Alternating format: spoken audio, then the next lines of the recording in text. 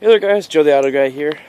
Basically I just kind of want to do this video to show you what to do with a car that's sitting. You may have for storage. For instance, I just did a battery replacement video on the Contour. I'm sure you guys will notice that. But also just the fact to keep the battery from dying and everything else, and just to keep things good and working in the car. Cars don't like to sit. So I was going to kind of show you just a few things to go through, maybe once a week, maybe once a month for you, depending on what it is. Just to see what you got to do to kind of, keep the car okay, and if you ever want to drive it again. So first things first, you're going to pop the hood, just check a few things out.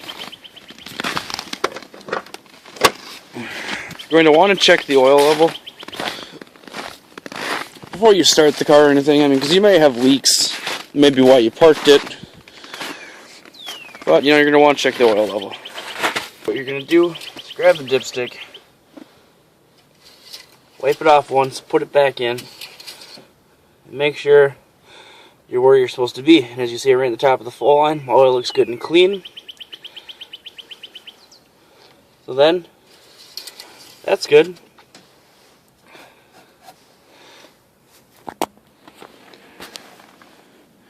Then you just want to check your coolant level, things like that.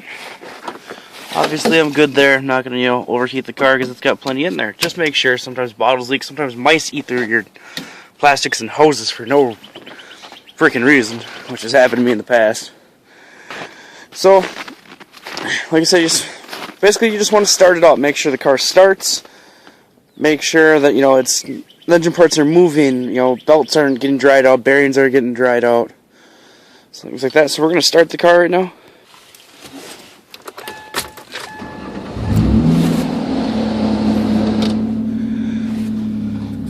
And this is the thing too, car starts just fine because I've started it recently. Basically, it's running a little high, a little bit low on fuel, but you just want to make sure everything's going to work in the car. Things aren't just getting stiff, and just start it up, and it's not good for cars to sit, so just turn your wheel a couple times, make sure ball joints and stuff like that aren't just seizing solid. Just turn the whole situation. And another thing that this contouring encapsulates is that the shift linkage tends to get really stiff.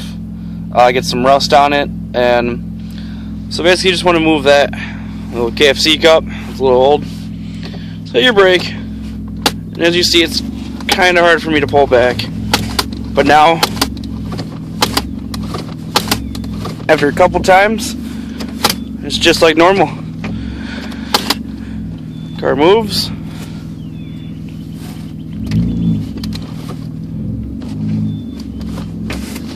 Make sure your parking brake. This is something I don't suggest if you've never used it before, but just kind of move those.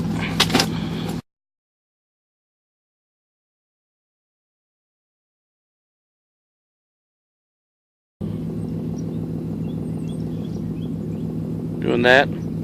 As you see, the car is actually making a funny noise right now. It's because my exhaust is hitting. So, now that we didn't do that. So then you got that. And then you got all your buttons. Or like your blower motor, things like that. You just want to make sure that your blend door and everything's working. And when I move this, I'm not sure if you can pick it up on camera, but you can hear the blend door slowly moving. It's very stiff.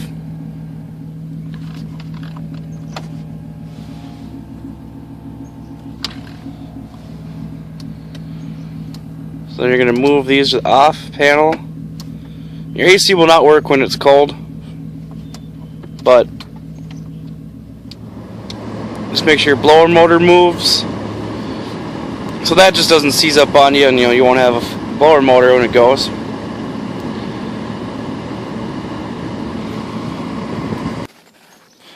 Another thing, one more thing is when you have a car sitting for long periods of time. These tires in the back aren't good, but the ones up front are brand new. It's just not good to leave a tire sitting in one place all the time with the car's full weight on it, because it tends to put a flat spot in the tire, and you'll have to replace the tire because they'll be out around forever.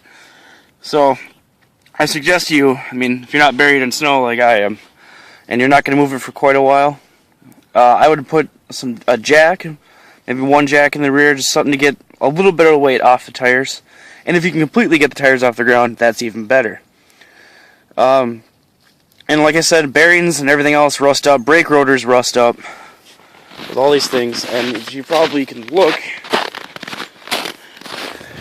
right through there, you can see all the rust on my brake rotor.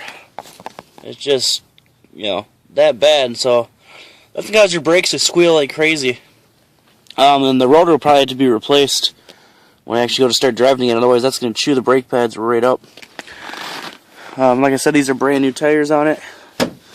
So if your car's gonna be sitting, just sitting for a while. I mean, to be honest, this thing doesn't even have tabs on it, and I don't have insurance on it. But I still take it around the block every once in a while. But ever since this big snowfall hit, I gotta get all the snow out here to do that. I'm not suggesting do the illegal things, but you know, maybe driving around the yard, driving to the driveway, just get it moving so the bearings and everything move. So this is just a quick video. Well, not really too quick, kind of hitting the 7-minute mark here. Of just kind of what to do with a car that's sitting. And I can't reassure you or just ask enough that you guys check the oil level before you start the car. Because I've seen a lot of cars, people don't think they have an oil leak, and then, you know, they do. And it's really low and they drive it for a little bit, and all of a sudden they starve the engine for oil and causes damage, or just locks it up. Hence, the MR2 over there, you know, yeah. So, just thanks for watching. Joe the Auto Guy here. I'm just kind of giving you a tip what to do with your car that's been sitting. Contour is going to be worked on this summer, and I'll officially probably be driving it again. Again, thanks for watching.